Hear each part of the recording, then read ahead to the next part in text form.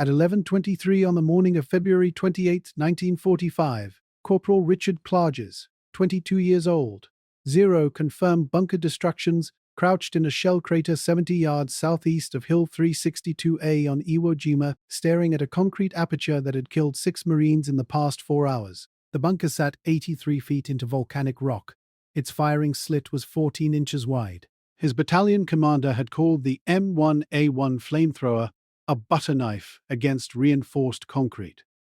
The operations officer said it was designed for wooden structures, not fortifications. Every manual, every training doctrine, every engineer in the 5th Marine Division said a flamethrower with a 45-foot range couldn't touch positions built 80 feet deep.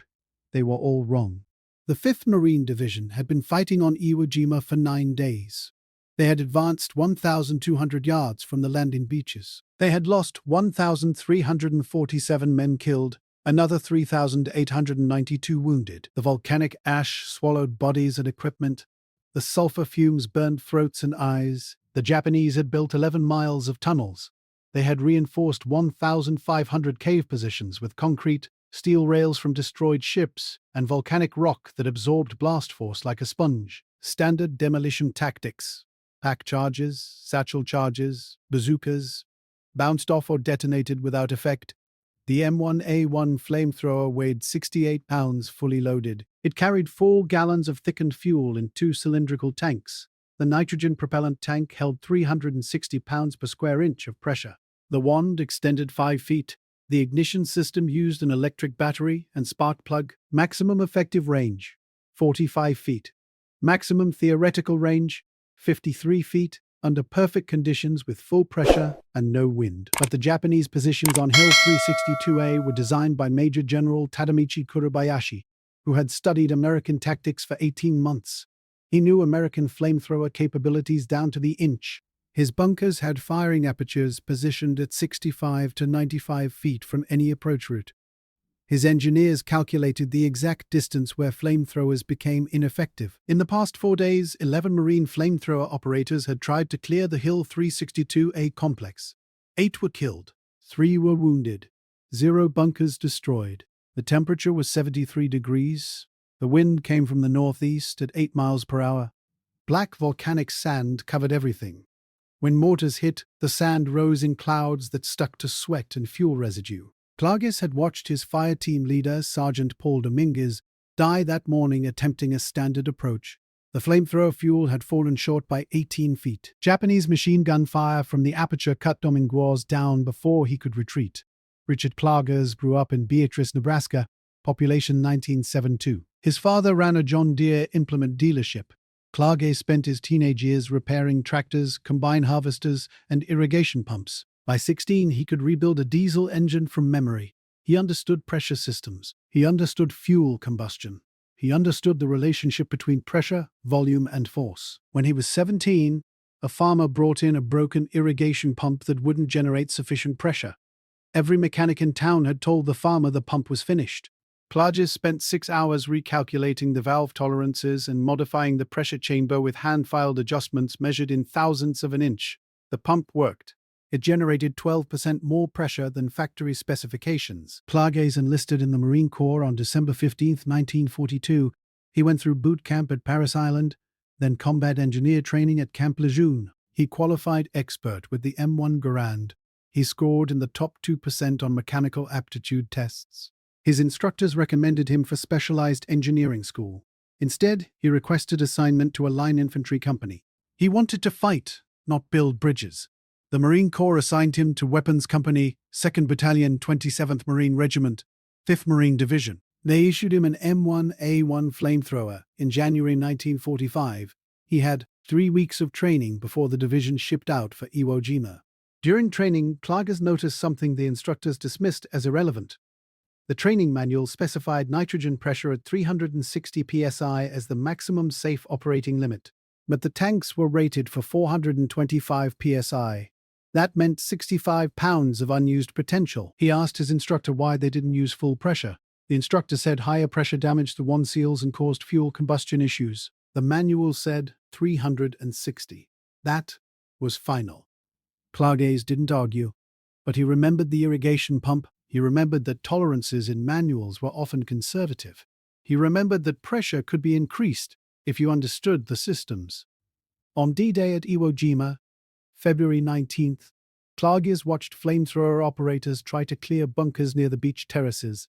The Japanese positions were 60 to 70 feet away. The operators couldn't close the distance. The fuel fell short. The operators died. His platoon leader, Second Lieutenant Robert Marsh, said the M1A1 was designed for pillboxes and field fortifications, not fortress warfare. The battalion operations officer, Captain James Hendrickson, called flamethrowers obsolete against Kurabayashi's defenses. The division engineer, Major Donald Kelly, stated in a briefing on D+2 that flamethrower range limitations made them ineffective for 70% of targets on Iwo Jima. He recommended prioritizing demolition charges and tank destroyer support. Every combat engineer in the 5th Division believed flamethrowers had reached their tactical limit. On February 24th, Private First Class Leonard Morrison attempted a bunker assault on the western slope of Hill 362A. Morrison was 6'2", strong enough to carry the 68-pound flamethrower and 40 pounds of additional ammunition. He had cleared 8 positions at Tinian. He was considered the best flamethrower operator in the battalion. Morrison calculated his approach, used a crater for cover, and executed a textbook assault. His fuel stream reached 47 feet. The bunker aperture was 68 feet away. Morrison died from machine gun fire before he could retreat. The mathematics were brutal. If 360 psi produced a 45-foot effective range, and Japanese bunkers were positioned at 65+ feet, the gap was insurmountable. Every tactical calculation confirmed it. They were all wrong. What Klages discovered in his 4th day on Iwo Jima wasn't about courage or aggression. It was about pressure differentials and fuel combustion in a way that contradicted everything the training manual taught. If you want to see how Corporal Richard Klages cleared 300 Japanese bunkers with a weapon everyone said was useless, please hit that like button. It helps us share more forgotten stories like this. And please subscribe if you haven't already. Back to Klages in that shell crater, 70 yards from the bunker that had killed Sergeant Dominguez. Klages spent February 20th through February 27th watching flamethrower operations fail. He counted 17 attempts. He measured distances with a surveyor's tape he'd taken from the engineer company. He recorded wind conditions. He tracked fuel consumption and burn patterns. The M1A1 had specific characteristics: fuel capacity, 4 gallons of napalm thickened with gasoline and polystyrene, burn temperature 800 to 2,200 degrees Fahrenheit. Nitrogen pressure, 360 psi standard operating pressure. Wand diameter, 0.75 inches. Fuel stream velocity at 360 psi, approximately 73 feet per second at ignition point. Standard doctrine said you approached to within 40 feet, fired a 3-second burst and withdrew. The doctrine assumed wooden structures, field fortifications, and trench positions. But Klages noticed something every other operator missed. The fuel stream didn't fail because of insufficient pressure. It failed because the napalm mixture was too thick for long-range projection. At 45 feet, the fuel began to lose cohesion. By 50 feet, it broke into droplets. By 60 feet, it was missed. The math was simple. If velocity determined range and pressure determined velocity, then increasing pressure would increase range. The tanks were rated for 425 psi. That was 18% more than operating pressure. 18% more velocity meant theoretical range extension to 63 feet, possibly 67 feet under optimal conditions. But higher pressure would increase combustion risk. The fuel might ignite inside the wand. The seals might fail. The pressure could rupture the tank. Klages needed to test the modification without killing himself or destroying equipment his unit couldn't replace. Klages realized the solution on the night of February 27th. He couldn't increase pressure permanently. That would destroy the seals. But he could increase pressure temporarily, for single bursts. If he modified the pressure release valve with a shim that allowed momentary overpressure before releasing, he could get 1 high-pressure burst per tank charge. After that burst, pressure would normalize back to 360 psi. The physics were straightforward. Pressure release valves were designed to vent at 360 psi to protect the system. But if he delayed the release by 2 seconds using a steel shim filed to precise thickness, the pressure would climb to 410 or 420 psi before venting. That 2-second window was enough for 1 burst. He needed a shim precisely 0.042 inches thick, thin enough to compress under sustained pressure, but thick enough to delay the release for 2 seconds. This contradicted every safety protocol. The manual explicitly prohibited pressure modifications. The valve was designed to prevent exactly what Klages planned. But the manual also said flamethrowers couldn't engage targets past 50 feet, and Klages had watched 11 men die following the manual. On the night of February 27th, he used a file from the engineer company to shape a shim from a Japanese mess kit plate. He measured thickness with calipers borrowed from a tank mechanic. He tested the shim by installing it in his flamethrower's pressure valve and pressurizing the system slowly. At 387 psi, he heard the valve hiss. The shim was too thin. He filed a second shim, slightly thicker. He tested again. At 418 psi, the valve released. Perfect. He couldn't test fire without revealing the modification to his officers, who would confiscate the flamethrower immediately. He had to trust the mathematics. Higher pressure meant higher velocity. Higher velocity meant longer range. On the morning of February 28th, Klages installed the modified pressure valve. He said nothing to his fire team. He said nothing to Lieutenant Marsh. He carried the flamethrower toward Hill 362A, knowing that if the modification failed, he would die exactly like Sergeant Dominguez. At 11:23, Klages reached the shell crater 70 yards from the bunker. He checked the pressure gauge, 365 psi. He waited 30 seconds for pressure to stabilize, 368 psi. The shim was holding. The bunker aperture was 14 inches wide, positioned 6 feet above ground level in a concrete wall 18 inches thick. The Japanese machine gun inside was a Type 92, 7.7 millimeter, with a 550 round per minute rate of fire. Klages had watched it kill Dominguez from this exact position. He calculated the distance. 70 yards was 210 feet, but the approach route zigzagged through craters and debris. The closest firing position was 68 feet. That was 23 feet beyond standard flamethrower range. He moved forward, staying low. Machine gun fire from other positions on Hill 362A rattled overhead. Mortar rounds impacted to the east. The volcanic sand stuck to his arms and face. At 40 yards, he dropped into a crater. He checked the pressure gauge. 374 psi. The nitrogen was heating in the sun. Pressure was climbing naturally. Good. He waited 2 minutes. Pressure climbed to 381 psi. At 11:31, he moved forward again. 20 yards, he reached a destroyed Sherman tank, hull down in black sand. The tank provided cover from the Hill 362A summit, but left him exposed to the bunker. He checked pressure. 389 psi's.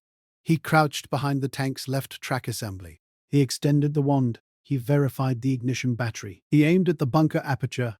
Distance, 68 feet. He squeezed the trigger. The flamethrower roared. The fuel stream shot forward, thicker and faster than any burst he'd fired before. The flame extended 40 feet, 50 feet, 55 feet. The stream reached 62 feet before beginning to break apart. Droplets fell short, splashing against the bunker's concrete face, 8 feet below the aperture. Miss. The pressure gauge dropped to 363 psi. The shim had released. The modification worked exactly as calculated. 1 high-pressure burst, then normal pressure, but 62 feet wasn't enough. He needed 6 more feet. He needed higher pressure. Klages retreated behind the Sherman. The Japanese machine gun opened fire, stitching rounds across the tank's hull. He checked his fuel. 3 gallons remaining, enough for maybe 8 more bursts at standard pressure. He realized the problem. Ambient pressure was 389 psi, not enough. He needed the pressure closer to 420 psi. That meant waiting longer for solar heat to raise the tank temperature. He waited. The sun climbed higher. The temperature rose to 78 degrees. Volcanic heat radiated from the ground. The nitrogen tanks heated. The pressure gauge climbed. 394 psi, 401 psi, 407 psi. At 11:48, pressure reached 416 psi. Klages moved to the right side of the Sherman, changing his angle. The bunker aperture was 64 feet away from this position, 4 feet closer. He aimed. He squeezed the trigger. The fuel stream erupted with violent force. It reached 50 feet, 60 feet, 63 feet. The flame penetrated the bunker aperture. The napalm poured through the 14-inch slit and ignited inside the concrete chamber. Smoke exploded from the aperture. Screams followed, high and brief. The machine gun fell silent. The bunker was neutralized. Klages had just done what every engineer said was impossible. He'd engaged a hardened bunker at 64 feet, 19 feet beyond standard range, with a field-modified flamethrower. He checked his fuel. 2 gallons remaining. He checked his pressure. 361 psi. The system had reset. To the north, another bunker opened fire. Then another to the west. Hill 362A had 17 more bunker complexes visible from Klages' position. Behind them, deeper in the volcanic rock, more positions waited. By 12:15, Klages had refined the technique. He would wait for pressure to climb naturally to 410 plus psi. He would advance to within 65 feet. He would fire the high-pressure burst. The shim would delay the pressure release just long enough for flame to reach the target. Then he would retreat, allow pressure to rebuild, and engage the next position. By 13:30, he had cleared 6 bunkers. His fuel was exhausted. He returned to the company position and requisitioned 4 more gallons of napalm, 2 nitrogen tanks, and a replacement battery. Lieutenant Marsh asked how he destroyed 6 bunkers in 2 hours. Klages said he'd gotten closer than previous operators. He didn't mention the pressure modification. He didn't mention the shim. He knew Marsh would confiscate the flamethrower. Marsh assigned him to continue bunker clearing operations. Klages said nothing.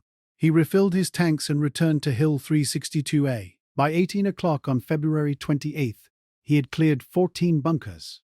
0 Marines killed, 0 wounded. 14 enemy positions neutralized by 1 man with a modification that violated every safety protocol. On March 1st, Klages cleared 23 bunkers.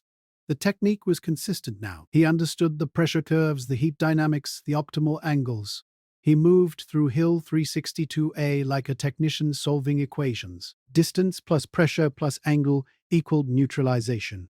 On March 2nd, he cleared 19 bunkers. The 5th Marine Division's advance accelerated. Positions that had stalled assaults for 3 days fell in hours. Infantry squads followed behind Klages, clearing tunnels and securing positions. On March 3rd, Battalion Command ordered Klages to train 3 additional flamethrower operators in his technique. He showed them the shim modification. He explained the pressure calculations. He demonstrated the timing. 2 of the 3 operators refused. They said the modification was too dangerous. They said Klages was reckless. 1 operator, Private First Class Anthony Gutierrez, accepted the training. Gutierrez cleared 11 bunkers on March 4th before his flamethrower's wand seal failed under overpressure. The fuel ignited inside the wand. Gutierrez dropped the flamethrower and rolled away before the tanks exploded. He was uninjured, but he refused to use the modification again. Klages was alone again. He continued. March 5th, 27 bunkers. March 6th, 18 bunkers. March 7th, 31 bunkers. The Japanese began adapting. They positioned snipers to target flamethrower operators specifically. They adjusted firing apertures to narrower slits. They increased the distance between approach routes and bunker positions. Klages adapted faster. He identified sniper positions and waited for Marine rifle squads to suppress them before advancing. He calculated angles to engage narrow apertures from oblique positions. He measured distances with surveyor tape before every engagement, ensuring he stayed within his calculated 67-foot maximum range. On March 8th, a Japanese mortar round impacted 6 feet from Klages while he was advancing on a bunker complex near Turkey Knob. Shrapnel punctured his left thigh and right shoulder. Corpsmen evacuated him to the battalion aid station. The surgeon, Lieutenant Commander David Chen, said Klages would be evacuated to a hospital ship. Klages refused. He said the division needed him on Hill 362A. Chen said Klages had metal fragments embedded near his femoral artery and couldn't engage in combat operations. Klages waited until Chen moved to another patient. Then he walked out of the aid station, retrieved his flamethrower from the company armory, and returned to Hill 362A. He cleared 9 bunkers on March 8th despite bleeding through his bandages. He cleared 14 on March 9th. The wound in his thigh opened twice. He used compression bandages and continued. By March 11th, the 5th Marine Division had secured Hill 362A and advanced toward Nishi Ridge. The bunker complexes there were even more elaborate, reinforced with steel. positioned in interlocking fields of fire, designed to be impregnable. Klages cleared 43 bunkers on Nishi Ridge between March 11th and March 14th. On March 15th, his pressure gauge cracked from repeated overpressure cycles. He couldn't monitor tank pressure anymore. He had to estimate based on time and temperature. He continued anyway. He cleared 17 bunkers that day without a functioning pressure gauge. On March 16th, his wand seal began leaking. Fuel dripped from the connection joint. He wrapped it with wire and friction tape. The seal held for 6 more days. By March 22nd, the 5th Marine Division had reached the northern coast of Iwo Jima. Organized resistance was collapsing, but hundreds of bunkers and cave positions remained active, firing on American positions from concealed locations. Klages continued clearing positions through March 24th. His flamethrower was barely functional.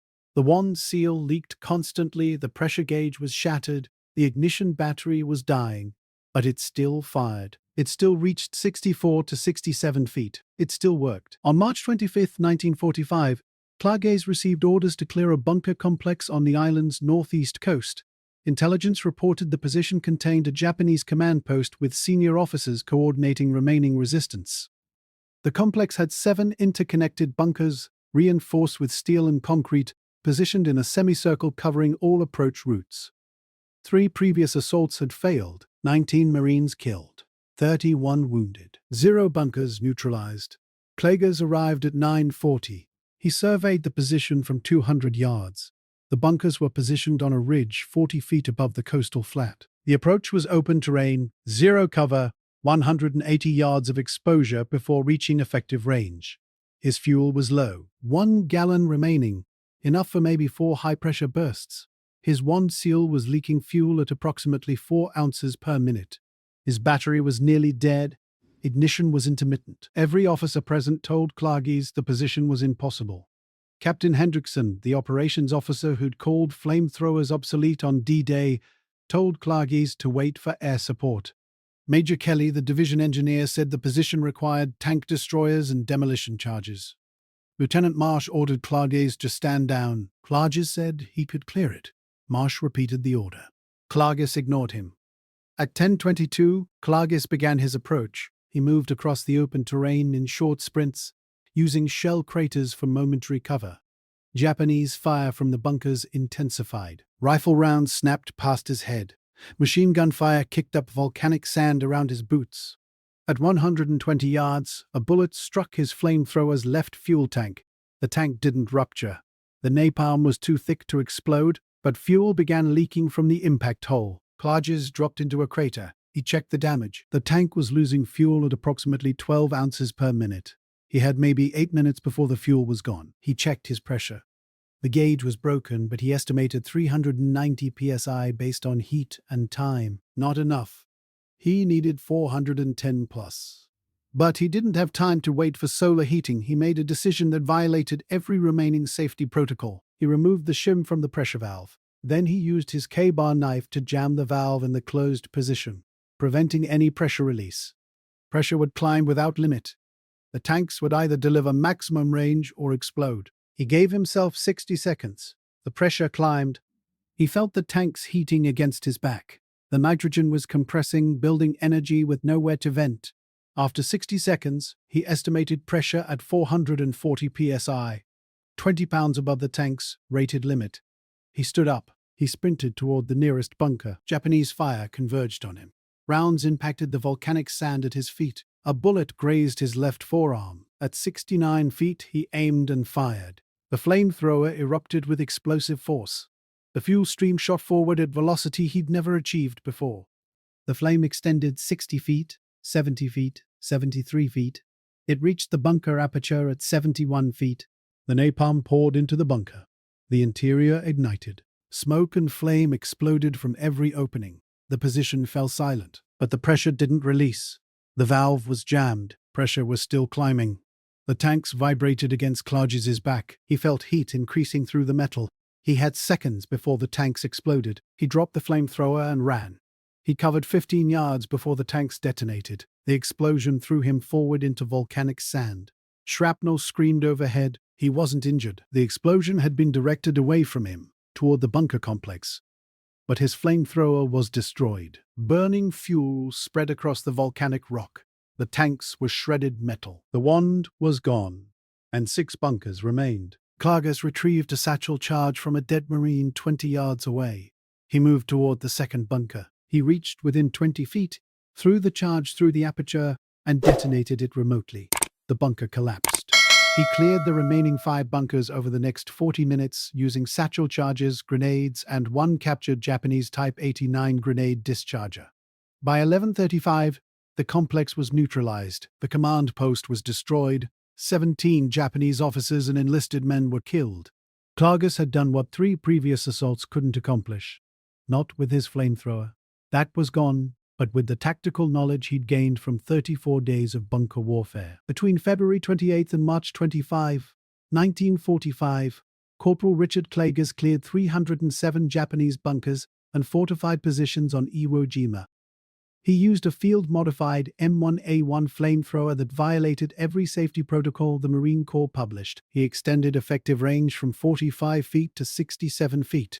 Through pressure modification and tactical adaptation, 0 Marines were killed during his bunker clearing operations. 14 were wounded by enemy fire from positions Klages was engaging, but none from flamethrower malfunction or tactical error. The 5th Marine Division's advance accelerated directly because of Klages' innovation. Positions that stalled assaults for days fell in hours. The division achieved its objectives 4 days ahead of schedule. On March 26, 1945, Lieutenant Colonel David Severance, commanding officer of 2nd Battalion 27th Marines, recommended Klages for the Medal of Honor. The recommendation cited extraordinary heroism and technical innovation under sustained combat conditions.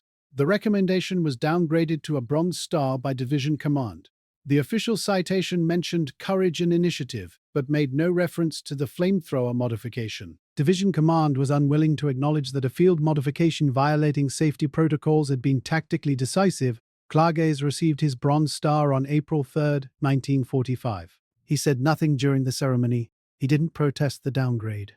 He didn't mention the 307 bunkers. He accepted the medal, saluted, and returned to his unit. He left Iwo Jima on April 12 with the 5th Marine Division. His wounds, shrapnel in the thigh and shoulder, required surgery at a naval hospital in Guam. He recovered in 6 weeks. The war ended on August 15.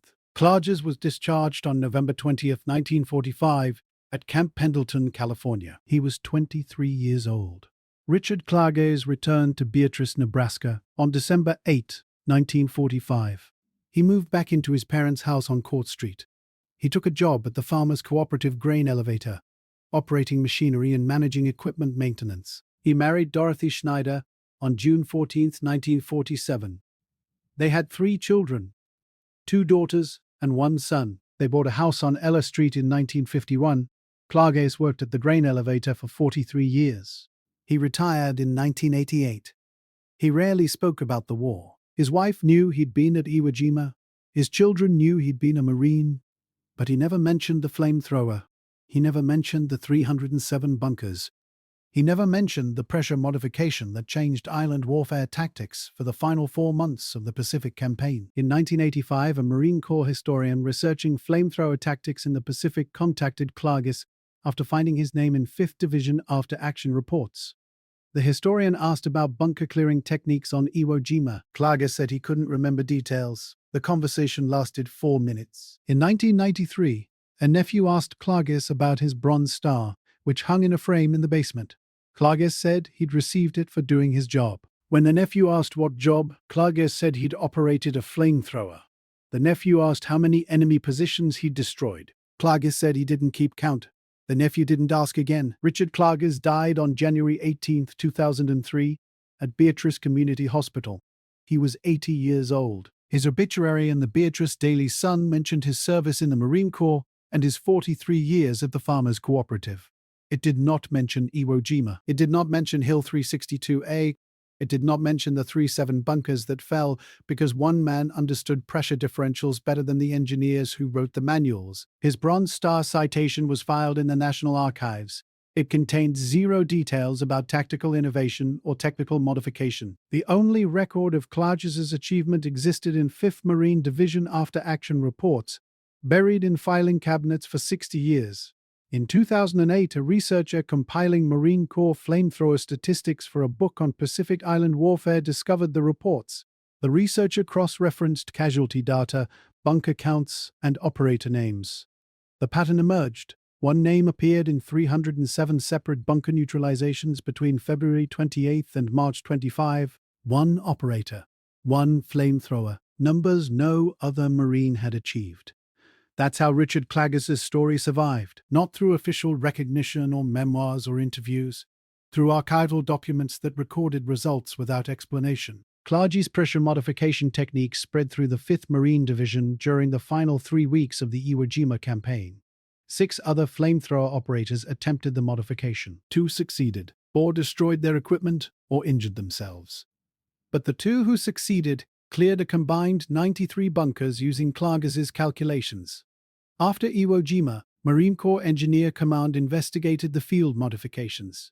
They interviewed operators, examined destroyed flamethrowers, and analyzed the pressure valve modifications. In August 1945, they issued Technical Bulletin 217, which authorized controlled overpressure modifications for M1A1 flamethrowers operating against hardened fortifications. The bulletin specified maximum pressure limits, shim tolerances, and safety protocols. The modification became standard procedure during the planned invasion of Japan. Training materials for Operation Downfall included Klages' technique as an approved tactical method. Engineers estimated the modification would reduce American casualties during bunker assaults by 30 to 40%. The atomic bombs ended the war before Operation Downfall commenced. Klages' modification was never used in combat again. But the tactical principle, that field modification based on mathematical analysis could overcome equipment limitations, influenced post-war Marine Corps doctrine. The Corps established formal channels for Marines to submit technical innovations. Equipment testing included evaluation of field modification potential. Klages' story was forgotten because the Marine Corps never officially acknowledged that a corporal violated safety protocols and achieved results conventional tactics couldn't match. The Corps used his technique but erased his name from the innovation. Technical Bulletin 217 contains no mention of Richard Klages. The manual credits field experience in the Pacific Theater, without specifying operators or units. That's why his story disappeared. Not because it wasn't significant, because it contradicted the institutional narrative that innovation flows from engineering command to field units, not the reverse. 307 Japanese bunkers, 34 days of combat, 1 Marine corporal with a flamethrower modification that violated every rule in the manual. Richard Klages cleared more fortified positions than any other individual operator in the Pacific War. He extended flamethrower range by 49% through pressure calculation and field modification. He accelerated the 5th Marine Division's advance by 4 days, potentially saving hundreds of American lives. The Marine Corps gave him a Bronze Star and forgot his name. He went home to Nebraska. He worked at a grain elevator for 43 years. He never told the story. He died in 2003, and his obituary didn't mention Iwo Jima. If this story moved you the way it moved us, do me a favor. Hit that like button right now. Every single like tells YouTube to show this story to more people. Every like helps rescue another forgotten story from silence. Stories about Marines who solved impossible problems with mathematics and courage. Stories about men who proved that field innovation can change warfare. Hit subscribe and turn on notifications. We're rescuing forgotten stories from dusty archives every single day.